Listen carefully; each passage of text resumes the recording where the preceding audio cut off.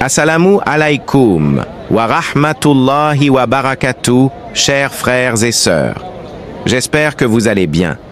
Aujourd'hui, nous plongeons dans une sourate majestueuse du Coran, la sourate Ibrahim, une sourate mécoise qui tire son nom du prophète Ibrahim, alayhi salam. Cette sourate aborde des thèmes essentiels, l'universalité de l'islam, la reconnaissance envers les bienfaits d'Allah et l'histoire des prophètes. Dans cette vidéo, nous explorerons chaque verset de cette sourate pour en tirer des leçons profondes et enrichir notre foi. Restez avec nous jusqu'à la fin et, surtout, n'oubliez pas de vous abonner à notre chaîne pour ne manquer aucun épisode.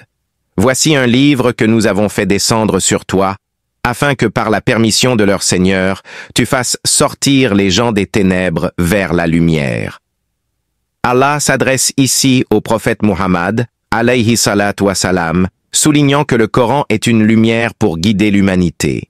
Il est destiné à libérer les cœurs de l'égarement et à illuminer la voie de la foi et des bonnes actions.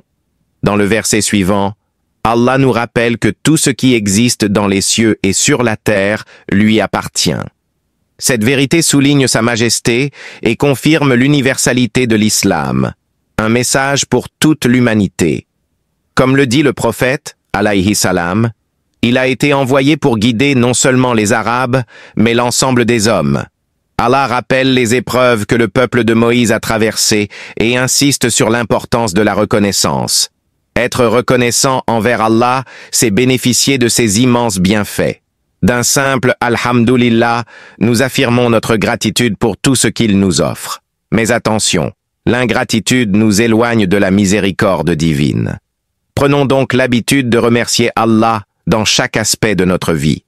Les prophètes ont été envoyés pour appeler les hommes à Allah avec des preuves claires. Mais leur mission n'a pas toujours été facile. Beaucoup ont été confrontés à l'opposition de leur peuple. Malgré cela, ils ont placé leur confiance totale en Allah.